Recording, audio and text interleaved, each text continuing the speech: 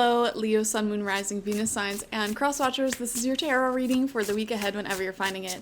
If you're watching along as I post because you're subscribed, this will be for the week of September 2nd through the 8th, 2024. So let's dive into it. We are going to pull 6 cards, 2 rows of 3 from the Philly Tarot.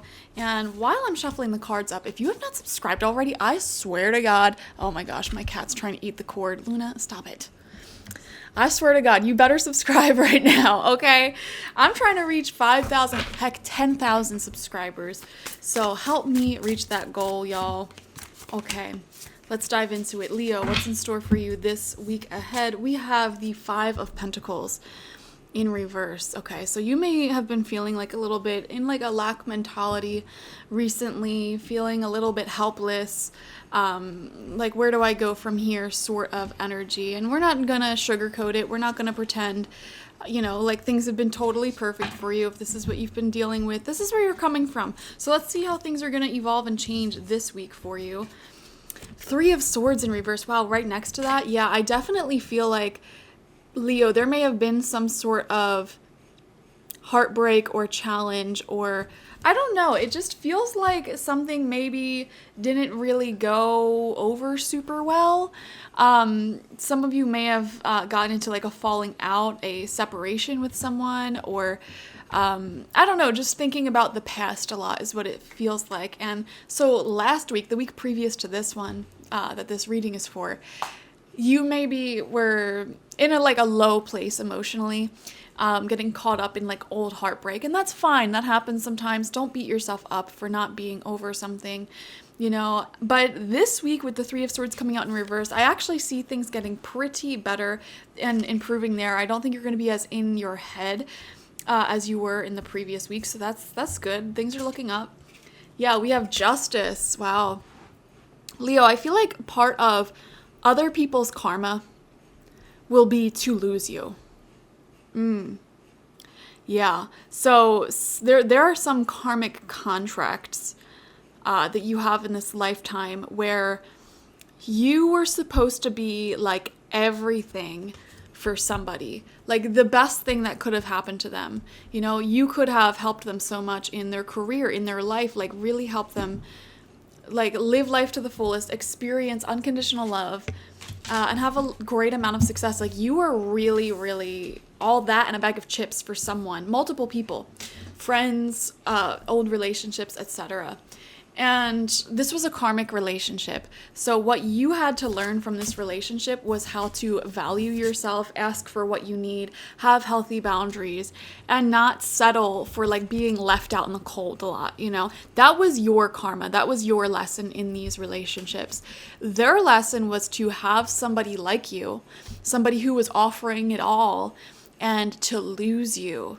You know, to choose their ego over you. And then later on, after the separation happens and they grew and evolve a little bit, to have them look back and be like, okay, I really fumbled the bag with that one. Okay. That is their karma. Some people's karma is to lose you. And so I am seeing those karmic scales balancing out with the Justice card here. You are learning lessons of, you know, no longer settling for people who make you feel left out in the cold, no longer attaching yourself to people who are emotionally unavailable or immature, you know, no longer saying, well, I guess this is okay, no longer settling, essentially. You've been learning that lesson and taking that to heart. And the more you stand in your power in that way, simultaneously, there are people from your past who are starting to wake up and recognize what they have lost with you. Okay? That's the nature of karmic relationships. As you step into your power and you learn the lessons that it was trying to teach you, the other people also do it at the same time. So I don't know why that wanted to come through as a message, but that's definitely happening this week. Even if you're not in contact with anybody, even if you don't want to be in contact with anybody from the past, you know, this is what's going on the spiritual plane. We have the Knight of Swords. Yeah, actually, I feel like you are moving on quite rapidly, moving forward quite rapidly. Some sort of old heartbreak or desire for the past may have made you have the conscious realization, you know what? if I am in this dangerous territory of wanting to go back to the past, perhaps it's time for me to move on and meet other people or see other things or try new things in life. Like maybe there's something missing there within me. And by having new experiences that will help me unlock different parts of myself, because that's what happens, when you meet different people, when you go out and try different things, you unlock different parts of yourself. So if you find yourself in this place of like craving the past, wanting to reach out constantly, wanting to get attention from someone or something from the past that is not good for you, that's kind of a sign that it's time for you to experience other areas of life, other opportunities and new energies and new people in life. And with the Knight of Swords, I see you diving into that this week for sure, or just at this time. And then with the Two of Swords in reverse, I'm actually seeing like a story playing out here, Leo. You may have been diving into new energies, new people, etc. And then you go like really hard in doing that. Like you really go out of your comfort zone and almost burn yourself out by, just going out of your comfort zone so much. And then it's like, okay, I just need like a slight reprieve from this, a temporary pause. And then you go back to just, your reflective alone time, I guess you could say. So I hope that makes sense. This story of like events and the timeline makes sense. It's like, you want to go back to the past, you're feeling this longing for something you have had in the past, you recognize, okay, that's not good, and I definitely don't want to go down that road again, and then that realization makes you think to yourself, okay, well, you know what, maybe it is time that I put myself out there, try new things, live life a little bit more boldly with new things in life, not anything that I have a history with. So then you end up doing that. You go a little bit too much in a short amount of time, which becomes exhausting because going out of your comfort zone, meeting new people, trying new things, it's exhausting. Like, let's be real. And so you're like, okay, now I need a break again. Just temporarily, like, let me like balance it out a little bit. So that's where we're at in the timeline.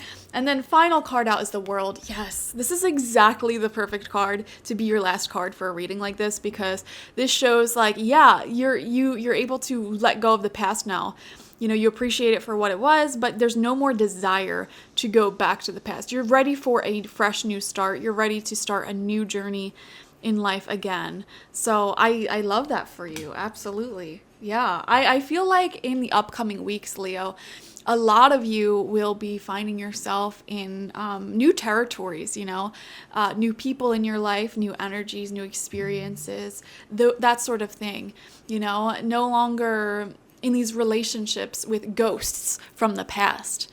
And by that, I mean, like, if you're just sitting around having a lot of alone time in your comfort zone and you keep thinking about people or things that happened in the past, you're basically in a relationship with ghosts, So you're breaking free from that energy. You have broken free from that energy.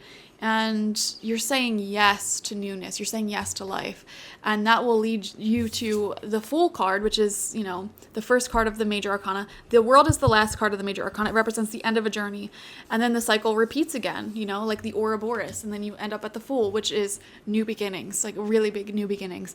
So that's what's coming next for you. This week is definitely that whole storyline, that whole timeline that played out. That's pretty much your week. So thank you guys so much for joining me. Definitely watch for your Sun, Moon, Rising, and Venus signs to get the fullest overview of this week ahead.